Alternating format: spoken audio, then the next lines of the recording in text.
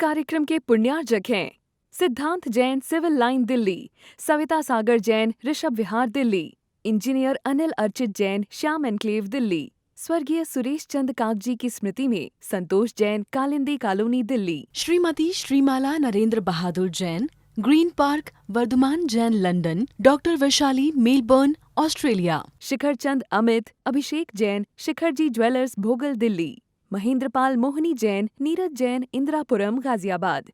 वंदे तु सौविसिद्धे ध्रुवे मचल मनोभवं गदिं पत्ते बोच्छामि समय पाहुड मृणिमो सुध केवली भणिदम् निज स्वरूप को परामे रस जामे भर्यो अपार बंदो परमानंद में समय सारे अविकार।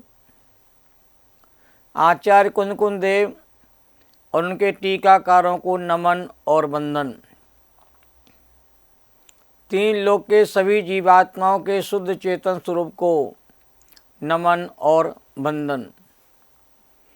समय स्थान ग्रंथादि राज की सर्वोत्तम चर्चा का लाभ हम सभी को प्राप्त हो रहा है। समय सार द्रव्यान योग का ही नहीं, सभी अनुयोगों का मूल ग्रंथ है।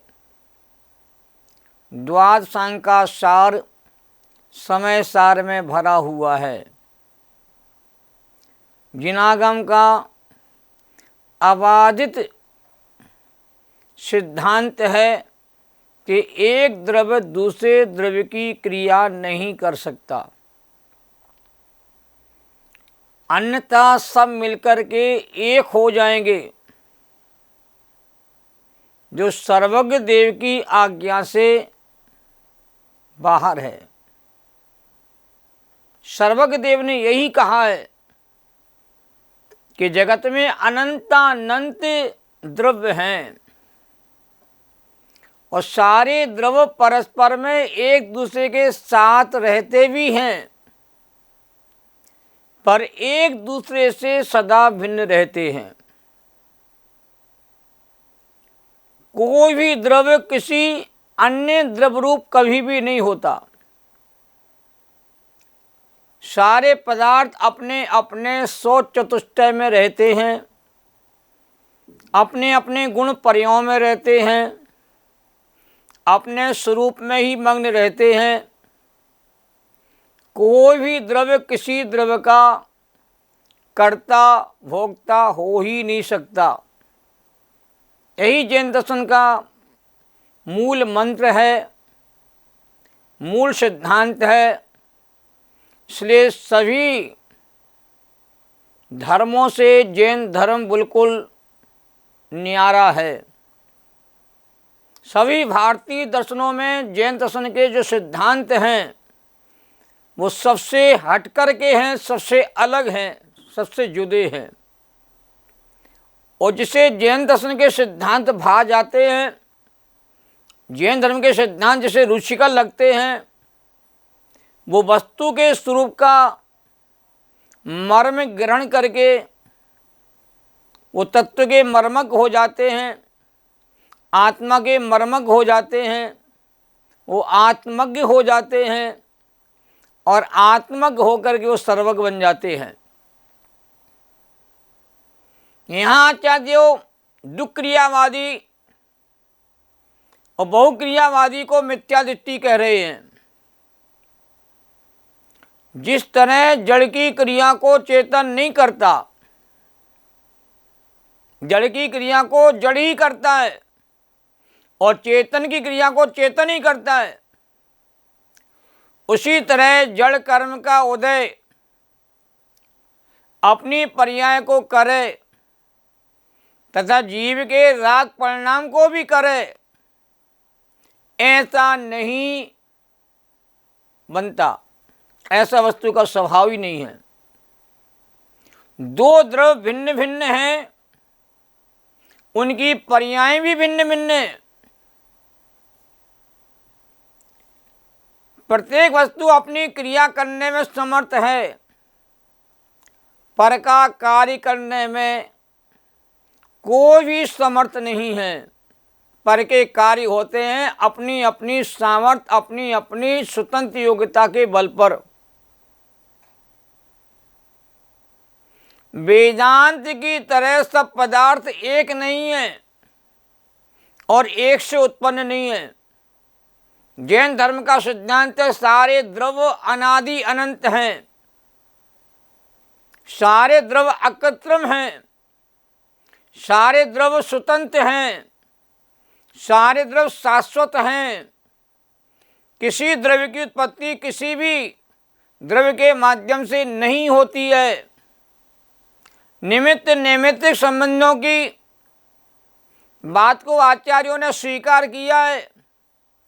जब किसी द्रव्य में कोई कार्य होता है, उस कार्य में अन्य जो द्रव्य होते हैं उसमें अनुकूल पने का आरोप जिस पर आता है उसे निमित्त की संज्ञा दी जाती है, और कार्य के होने पर ही निमित्त की संज्ञा मिलती है, और कार्य के नहीं होने पर निमित्त की संज्ञा नहीं मिलती है। रोटी बनेगी, रोटी तैयार होगी, तभी बाई को निमित्त कहने में आएगा। और रोटी नहीं बनी है तो बाई रोटी का कर्ता कहने में उपचार से भी नहीं आ सकती है। बड़ा कार्य कारण का सुंदरतम विधान आचार्य के द्वारा समझाया जा रहा है। आज 86 नंबर की गाथा प्रारंभ हो रही है। इस गाथा में आचार्य कुंद देव कहना चाहते हैं कि दुक्रियावादी मिथ्या दृष्टि क्यों है। दो क्रियाओं का अनुभव करने वाला जीव मिथ्यावादी, मिथ्या दृष्टि, अज्ञानी कैसे है, इस शंका का समाधान इस गाथा में किया जा रहा है। समय सार सरल होकर के भी सबके लिए सरल नहीं है। समय सार की जो गहराई है वो किसी विलक्षण जीव को ही कहते हैं मालूम पड़ पाती है। सारे जगत के जीव समय सार के मर्म को पाने में समर्थ नहीं होते। जैसे आत्मा की अनुभूति का सुकाल पक रहा है, वो इस समय सार के मर्म को ग्रहण कर पाता है। गाता है जम्मादुवत् भावम पोगल भावम चैदो विकुबंती तीर्ण दुमित्यादिट्टी दो क्रियावादिलो हुंती। 86 नंबर की गाता है। जम्मा दू अत भावम पोगल भावम च दो भी कुबंती तीर्ण दु मिथ्या दिट्ठी दो क्रिया बादिनो हुंती। इसका लय के साथ देखिए। जम्मादुवत् भावम पोगल भावम च दो विकुबंती तीर्ण दु मिथ्या दिट्ठी दो क्रियावादिनो हुंती। ये गाथा इतनी सरस हैं, इतनी मीठी हैं, इतनी सहज हैं। इन गाथाओं के पाठ करने पर हम कुंद आचार्य देव के समय पर पहुंच जाते हैं। कुंद स्वामी ने जिस गहराई के साथ गाथाओं को लिखा होगा, वो गहराई हम सबको इन गाथाओं के पाठ करने पर अनुभव में आ सकती है। हिंदी का अनुवाद देखिए। यदि आत्मा जड़ भाव चेतन भाव दोनों को करे तो आत्मा दुक्रियावादी मिथ्या दृष्टि अवतरे। बड़ा अच्छा अनुवाद किया है। गाथा का जो अर्थ है उस अर्थ को स्पष्ट किया जा रहा है कि जो आत्मा के भाव और पुद्गल के भाव दोनों को आत्मा करता है ऐसा मानते हैं, इसलिए वे दुक्रियावादी मिथ्यादित्य हैं।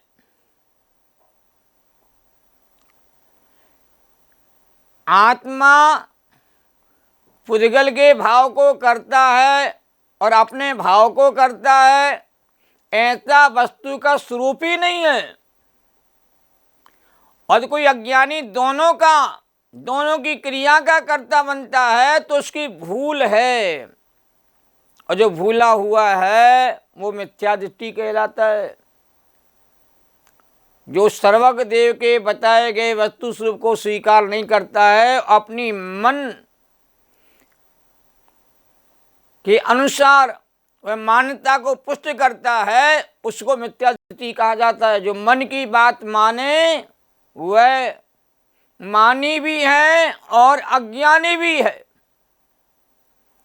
और जो आगम की बात माने, सर्वज्ञ देव की बात को माने, वह ज्ञानी है। हमें आगम की बात को, परमागम की बात को, परमात्मा की बात को हमें स्वीकार करना है, तभी ज्ञानी बनने का हमारा सौभाग्य अंदर से जागृत होता है। आत्मख्याति की टीका में इस गाथा के भाव को घड़े और कुमार के उदाहरण के माध्यम से स्पष्ट किया है। इस गाथा में दुक्रियावादी को परिभाषित किया गया है कि आत्मा के परिणाम को और पुद्गल के परिणाम को स्वयं आत्मा करता है, ऐसा मानने वाले दुक्रियावादी मिथ्यादृष्टि हैं, सिद्धांत है। क्योंकि एक द्रव्य के द्वारा दो द्रव्यों के परिणाम किए गए भाषित नहीं होते, प्रतिभाषित नहीं होते। यदि कुमार घड़े की उत्पत्ति में अनुकूल अपने परिणाम इच्छा रूप हस्तादि की क्रिया रूप व्यापार को करता हुआ प्रतिभाषित होता है, क्योंकि वह परिणाम कुमार से अभिन्न है और प्रत्येक द्रव्य अपने परिणामों को करता है। कुमार अपने परिणामों का तो करता है, अपने भावों का करता है, पर कुमार घड़े का करता नहीं, क्यों? कुमार घड़े रूप में परिणमन नहीं करता, अपने परिणाम रूप परिणमन को प्राप्त होता है। तथापि घड़ा बनाने के अहंकार से भरा हुआ होने पर एक गजब की बात करे आचार्यों, तो कुमार अपने व्यापार परिणाम के अनुरूप मिट्टी के घट परिणाम को करता हुआ प्रतिभाषित नहीं होता। अहंकार जरूर करता, मैंने कितना बढ़िया घड़ा बनाया है, इससे बढ़िया घड़ा कोई दुनिया बना नहीं सकता है। ऐसा यह जीव अहंकार से भर तो जाता है कि मैंने बढ़िया काम करके दिया है, मेरे जैसा काम करके कोई दे नहीं सकता है। कर्तृत्व के अहंकार से सारी दुनिया भरी पड़ी है। छोटे छोटे काम किसी को सौंप दिए जाते हैं, उन कामों का भी संसार के प्राणी कहते अहंकार करते दिखने में आते हैं, क्योंकि वो कुमार घट रूप परिणाम मिट्टी से अभिन्न है और मिट्टी के द्वारा किया जाता है। इसी प्रकार आत्मा भी अज्ञान के कारण पुद्गल कर्म रूप परिणाम के अनुकूल अपने परिणामों को करता हुआ प्रतिभाषित तो हो, क्योंकि वह परिणाम आत्मा से अभिन्न है। मेरा अस्तित्व मेरे द्रव्यगुण पर्याय से है और पर का अस्तित्व पर के द्रव्यगुण पर्याय से है। कोई किसी का कारण और कोई किसी का कार्य नहीं है। अकार्य कारण शक्ति यही हमको बताती है। सब अपने अपने कारण से हैं, अपने अपने कारण से रहते हैं, अपने स्वचतुष्टय में रहते हैं। आत्मा का स्वचतुष्टय क्या है? मैं सभी द्रव्यों से भिन्न, मैं चेतन द्रव्य हूँ, मैं असंख्यात प्रदेशी हूँ, मैं अनादि अनंत हूँ, मैं ज्ञानादि गुणों से परिपूर्ण हूँ, अनंत सामान विशेष गुणों का धारी हूँ, अवान्तर सत्ता महासत्ता से मैं संपन्न हूँ, स्वरूप अस्तित्व और सादृश अस्तित्व से मैं भरा हुआ हूँ, मैं गुणों का सागर हूँ, अनंत शक्तियों का घन पिंड हूँ, अनंत धर्मों का धारी हूँ, मैं अपने पूर्ण परिपूर्ण हूँ, मैं निरंतर परिणमशील हूँ, निरंतर परिणमन करता हूँ। ये मेरी आत्मा का यह स्वचतुष्टय वाला स्वरूप है जो मेरे भीतर अनादि अनंत है। पर की स्वयं में नास्ती है और स्वयं की पर में नास्ती है, स्वयं की स्वयं में अस्थि है और पर में पर की अस्थि है। इस स्वतंत्रता कहते वस्तु स्वरूप में अनादिकाल से विद्यमान है। पराश्रित व्यवहार छोड़ करके स्वाश्रित स्वाधीनता का जीवन जीना ही मंगलमय है। भौतिक जगत में निमित्त नैमित्तिक संबंधों की बहुलता है, उसको देख करके अज्ञानी कर्तृत्व के अहंकार में चूर रहता है। अतः सुनिश्चित हुआ कि जीव अपने भावों को भी करता है और पुद्गल कर्मों को भी करता है। ऐसा मानने वाले दुक्रियावादी हैं, इसलिए वो मिथ्या दृष्टि कहे जाते हैं। सहजानंदी शुद्ध स्वरूपी अविनाशी में आत्मस्वरूप, ज्ञानानंदी पूर्ण निराकुल सदा प्रकाशित चेतन रूप, सदा प्रकाशित चेतन रूप। निज निधि निज में बताई जो किया उपकार है, उसके लिए जिन वाणी माँ को वंदना सतवार है, उसके लिए जिन वाणी माँ को वंदना सतवार है। जैनम जयतु शासनम, सभी साधर्मी भव्य जीवों को सादर जय जिनेन्द्र। इस कार्यक्रम के पुण्यार्जक थे रामदास सरोज, असित अवनी, अमिता पूजा जैन, प्रीत विहार दिल्ली, श्रीमती मंजू विनोद जैन गुड़गांव, स्वर्गीय उमा जैन की स्मृति में doctor VP Jain USA, Aradhana Sanjay Green Park, Sarla Raj Swati Jain Rajpur road Delhi, गुप्तदान विश्वासनगर एवं BD state, Sunita Sachin Jain Shriram road Delhi.